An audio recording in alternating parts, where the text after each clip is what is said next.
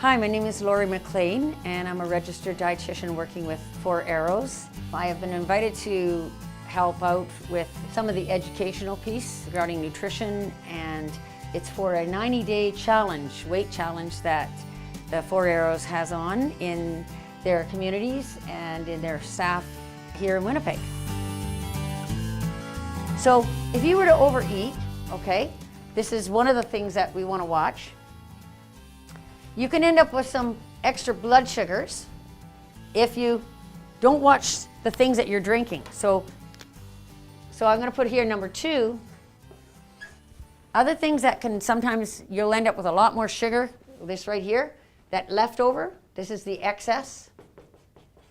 Sugar you didn't need at the end of the day after all the rest of your body took what it needed. Okay, it's like that gas tank. I drove around town and I had a quarter of a tank left or a quarter of a tank left. Okay, that's that excess fuel that I didn't need for all my driving around town. This excess glucose can also be from over drinking sweet drinks or coffee or tea with whitener and or sugar in it. What a lot of people don't realize, a lot of those coffee whiteners already have a sugar in it. They have what we call a corn syrup solid in it. It is one of those, the ones we're concerned about. The corn syrup solid is actually has a lactose in it, a fructose, in it, a sugar called fructose. So you want to watch that one. Now, so what I mean by over drinking, this could be, example could be pop. Okay, crystal drinks like Kool-Aid. And I'll be talking about the sweeteners in a second, the ones that are made with the low sugar ones, but any of those things like Tang, okay, any things like energy drinks, any of those chocolate syrups that they're adding to a lot of it. I'd rather see someone with chocolate milk or strawberry milk or banana milk because it's a different sugar and it's a lot less rather than the chocolate syrups that you're getting that you see people add to milk, like the Nestle stuff. So these kind of things can result in you turning into a lot of sugar and ending up with a lot more sugar than you need in your blood. Okay, so you end up with this excess. Another thing that will cause this, 3, is eating at night. And that's usually after about 8 o'clock at night. Unless you are on insulin and you have diabetes, then you need an evening snack. You have to have an evening snack because you've taken the insulin earlier in the day. That insulin needs to make sure that you've got something through the night in your blood. You've got enough sugar in your blood throughout the night, and it has to be carefully organized at how much you need. Okay, so there's something for that insulin to work on during the night. Those are the ones that have to make sure they have a snack. But for the rest of us, eating a snack after 8 o'clock at night, okay, this often results in a lot of stuff we don't need. Our brain isn't that active. We're probably sitting around watching TV. Our nerves aren't that active. They run our muscles. Our muscles aren't that active. We're not out walking. We're not, so the later and later you keep eating, if you're eating at 1 in the morning, you're watching a late show and it's 12 midnight and you're grabbing a piece of pizza or leftovers from supper, basically all of that stuff that you ate, your body already has taken what it needed for the day. So all that food you just ate on that late night snack by morning will turn into glucose and will end up as excess glucose your body doesn't need. Now, why am I concerned about the excess glucose? And the last thing I'm going to just mention here that will make those blood sugars rise and cause an excess is stress. And I'm going to explain this in a different situation, in a different session, okay? But I'm going to go back to these other 3. Why am I concerned about the blood sugars? Even if you don't have diabetes. Blood sugars control a lot of things, and it controls our appetite. It controls hormones in our body, whether we have diabetes or not.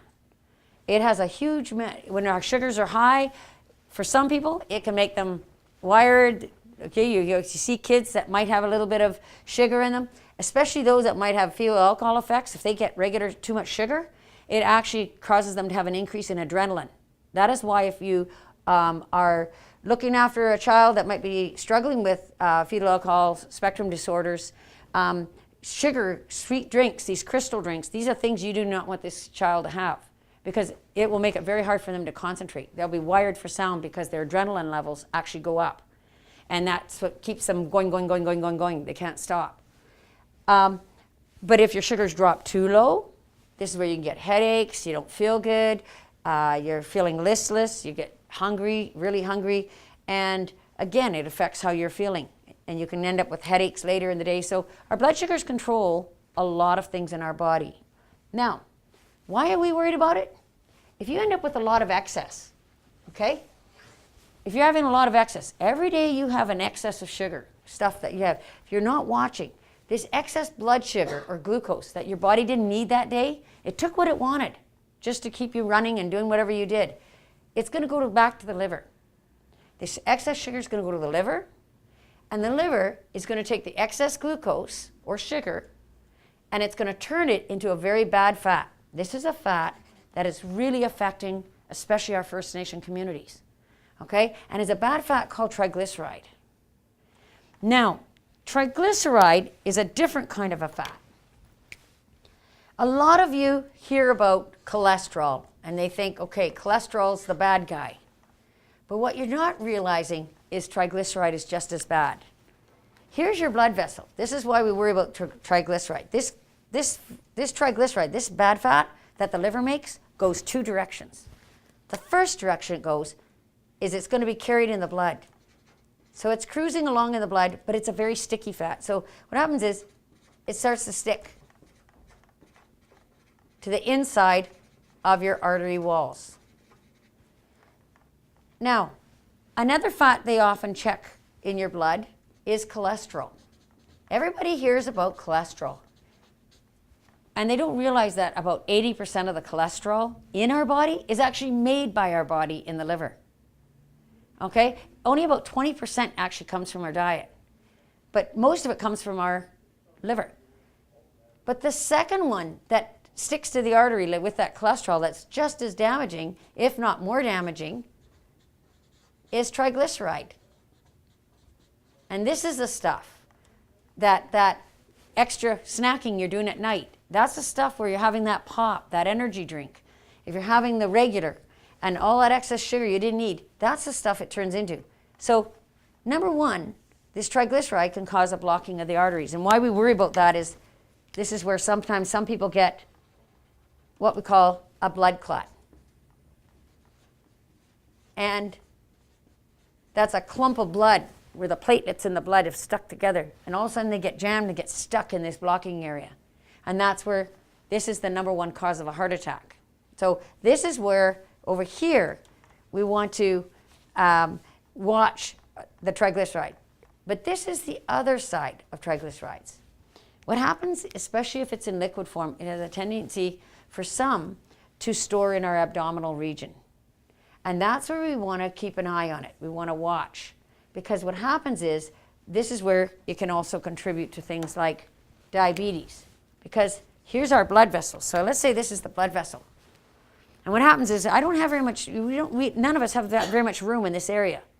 So where's our body going to store it? It's going to take this triglyceride and it's going to fill our fat cells. So every time we have that extra pizza, that extra can of pop, one of the biggest things I've seen successes is when I see community members or clients switch from regular pop, get off the energy drink, get off the crystal drinks, and start just drinking water and a couple glasses of milk a day. It's amazing the weight we start to see coming off. If you're a regular pop drinker, it's amazing. I've seen men drop like 15 pounds in a month. I'm talking, it's a pretty drastic change that you can see by just making a switch of one bottle or those 2 cans of pop to water instead. And it's a lot cheaper. You can save that money and get yourself some good running shoes or get yourself some hiking boots, or get yourself put the money towards a canoe or something. But this is where we don't want it stored. So what happens is that liver will make this fat and it'll start storing it. So the cells, the number of cells that you have are the same number of fat cells that you had when you were about 2 years old. What your body does is they keep filling it. They fill it with all this excess of this triglyceride, this bad fat. So it keeps filling it. And that's where sometimes we go up in our size. We also want to watch that it's not going up in the abdominal, because this is where we worry about when it starts to block here for some, then what happens is the insulin can't get that sugar out of the blood. And for some, it can cause insulin resistance, type 2 diabetes. And this is the number one type of diabetes in Canada. And it's because the insulin is resisted, it stops. This fat layer is stopping that insulin from doing its job, getting those sugars out of the blood. And I'll be talking to you later about why those sugars have to get out of the blood. You want that sugar to be in the right level and get it out of the blood and to the brain, the heart, the nerves, the muscles where you need it. You do not want your sugars around 13, 14, 15. If you're looking at trying to get that weight, you've got to look at those sugars first. And you have to start checking your blood sugars. And if you're not sure how to use your machine, please go and talk to the nurses. The nurses, and just say, I'd like someone to give me a session, or the CHRs, and just say, I'd like an hour session with somebody, and maybe they can find a quiet day that they can have you come in and do an appointment and go over it with you. So please don't hesitate to ask them for that help if you're not sure. I find on average, many people need about 2 or 3 times. They need to come and have someone review how to use those machines. So don't be afraid to ask. So this is why, and this is how we end up gaining the weight. And what's happening is the weight that we're seeing, the fat stores that we're seeing in our body are coming from the triglycerides that are coming from that excess, these excesses that we're having. So this is the first part of helping you understand, and I'll go back here now to our blood sugars here and showing you how your blood sugars, here's the blood sugar levels. So one of the big things too that we often say, and this is lunch. If you're trying to lose weight, one of the first things we often say is don't skip breakfast. Breakfast is the one meal of the day. If you want to have that extra, you want to have that sausage, or you want to have that extra pancake or that extra toast or whatever. If there's any meal or any time of the day to have that, it's breakfast. See, because by the end of the day, if you ever notice you have a nice brunch, you don't feel hungry for the rest of the day. Your body seems to be satisfied.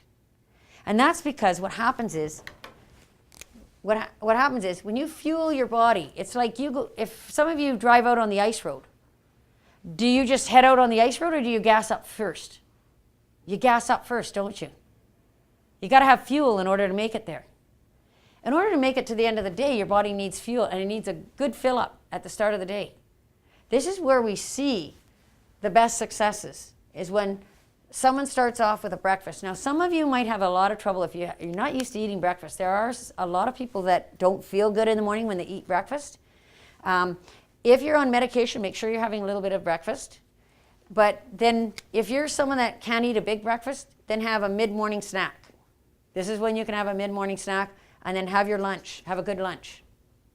Where you want to watch it, if you have a good breakfast at this end, we find you're not going to crave later in the day. So I'm going to draw a different graph here. I'm going to show you what happens if you skip a breakfast.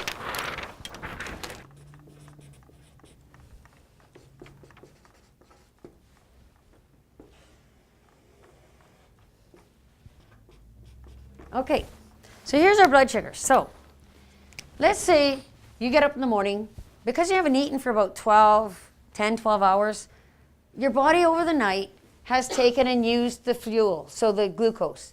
So usually by morning, most of us will have our lowest levels of glucose. Okay? Usually it will be in the morning. If there's any level during the day that's going to be lowest, because we haven't been drinking anything in the night, we haven't been eating while we're sleeping. So by morning, our sugars are usually in the lower end. Now, if you were to head out the door without breakfast and you head into a low blood sugar,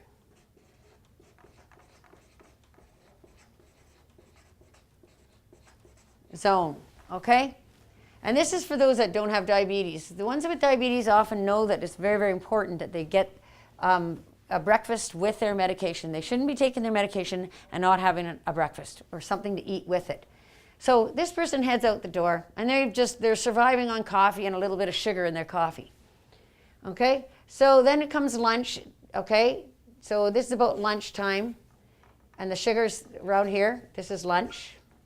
So the sugars are going up because they've eaten lunch. So their lunch now is digesting, turning into glucose, and the sugars in your blood are starting to go up. So your body then starts to use it, and it's getting around supper time. And this is what we find, is that the person gets home and they're tired. They're run down. And then while they're making the supper, they're eating more. And they start grabbing something. And they start... Now, the reason why this often happens is if you skip and you go into a low zone, the number one food for our brain is glucose. What you did is you starved the brain earlier in the day. So what's happening now is it's like that feast and famine. That brain didn't get the food it needed when it needed. So what happened is it's going to catch up. And we often find those that skip a breakfast around 2 to 3:30, if they're going to have headaches, they'll have it around then. For some, they'll even start feeling the tension starting about 11 o'clock. Even if you ate lunch, you still have that headache or that feeling coming on. We often find you're very tired. You see, this is often the most active time of our day. We get into the office, we're running around trying to get the kids to school, throwing a load of laundry in, trying to get breakfast. We're trying to get the car ready. We get to the office, we've got to answer our machines. That's when we're busiest. That's like you driving that truck. That's when you need that gas. And that's when you need that fuel. So what people don't realize, what it does is it's going to fatigue them for later. So they're tired, and we often find their willpower is down. What controls our willpower? Our brain. If the brain suffers earlier in the day, it's going to be payback time later. So what happens is, you get home, you're tired, you start grabbing anything that you want. If you're noticing that this is a pattern, and what happens is, if this is a pattern, then you need to start looking at what can I do to make sure I plan to have something more for my breakfast, mid-morning snack, and my lunch. If you find that when you get home after work, you're tired, you got a headache, and you're starting to munch at everything in sight. Sometimes by the time the supper makes it to the meal, you've already eaten a full meal. And that's because you're tired, you're done. Or if you're bored and you're sitting around and that's where people have a tendency to grab for the food. This is when you overeat, but it often is not the most active time of the day. So you start eating, munching, you can't seem to stop, and what happens is your body didn't need it. So you end up, that excess ends up, all that extra food that you took, your brain wasn't that needing it, your muscles weren't that active, all that excess ended up going to your liver and turning into fat by morning. So this is where one of the things that we often say is make sure, try to eat breakfast or have a smaller breakfast, like a piece of toast, whatever. Have something if you have trouble eating it, and a mid-morning snack. Break your breakfast into two smaller meals. And in fact, what some people find, they'll find, where I've seen a lot of people do very, very successfully, and you need to figure out which works for your body. Many people are very successful if they have a little breakfast, a little bit mid-morning, a little bit at lunch, a little bit after school, and a little bit, and their supper. And they'll have 5 or 6 small little meals throughout the day. And what that does is it keeps your blood sugars like this. Keeps them nice and even. And that way, it's not triggering you to be hungry or not. Now, my last explanation with this, when I'm saying triggering you to be hungry.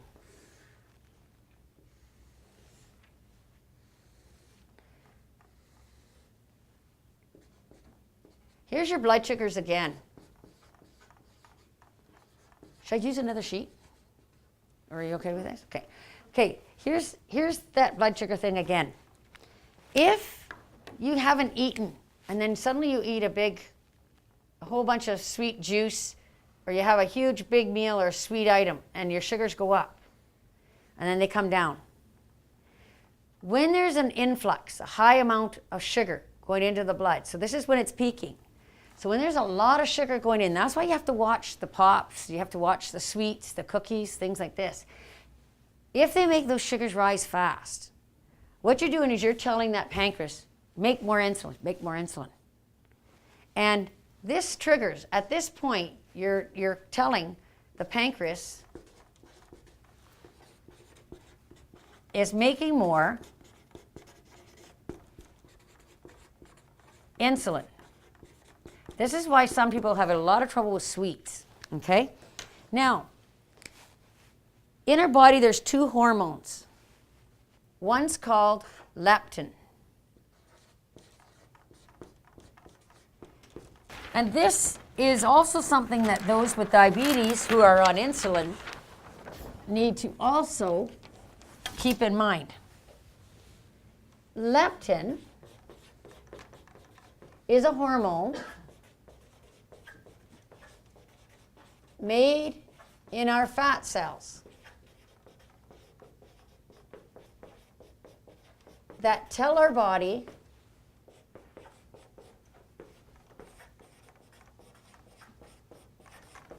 we're full. And what it does is it shuts off your appetite.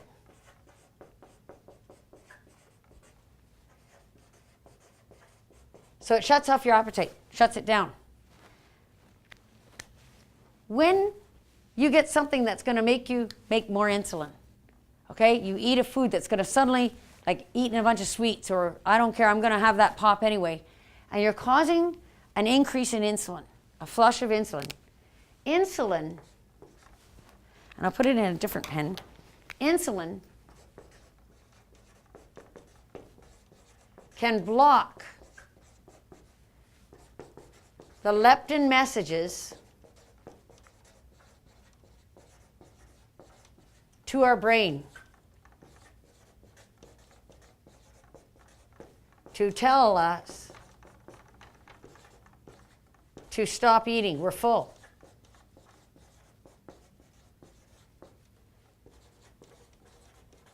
So you see the problem here? If you start getting into eating more bannock than you need, okay, you need this, you need a little bit. But if you start getting into excesses and having sweets and drinking cans of pop and stuff like this, for some, it can cause a huge influx, a lot of messages going to that pancreas saying, send a whole bunch of insulin in. So it sends all this insulin in, and then what happens is that message, that hormone that's trying to say, okay, you've had enough, I'm full, doesn't work. So what happens is, as a result, you don't get the message to stop eating, and actually what it does is it triggers another hormone called GHR ghrelin. This is the one that increases your appetite. It actually triggers the one to say, I'm full, I'm hungry, I'm hungry, I'm hungry. This is the one that says, I'm hungry, eat more. That is why you want to be careful, and that's why you want to watch those blood sugars, and you want to be careful about the kinds and how much and amounts. And if you've got to do tricks like the teeth brushing, or try to avoid a lot of them. And that's why I even say sometimes a lot of people say the fresh fruit's great, but fresh fruit is better. But a lot of these fruit juices, while you're on this program, I would say cut out any apple juice, 100% orange juice even, cut out the fruit juices, cut out any of those things that are stimulating that could, okay, because even the fruit juices is going to get converted into a lot of glucose, flood the system with the glucose, causing your pancreas to send more insulin in. And that could block your appetite. And this is what we find is those that have a lot of that, not only will that sugar turn into more fat, but it'll increase their cravings and it'll increase their hunger. So you see, the insulin, these blood sugars, all of these control other hormones. Ghrelin's another one, and leptin's another one. And these are, I'm going to be coming back to this in the second part of this session because I want to show you how these two also play a factor in other things that can be causing weight gain for some individuals. And this is where you want to take a look. So as I'm going through, I'm just going to give you little tips, but in the next part, we're going to get into the effects of stress and the lack of sleep and how it affects these hormones that will actually increase your appetite. And what we want to do is we don't want to increase our appetite. We want to be full. We want to listen to our body and be able to read what our body's telling us and saying, okay, I'm done. I've had enough. I'm okay. And then that way, you're not having to worry about that excess. So I think we're going to stop here. And if there's questions that anyone has about what we've talked about so far, please feel free to call in and we'll try to answer your questions if you have anything.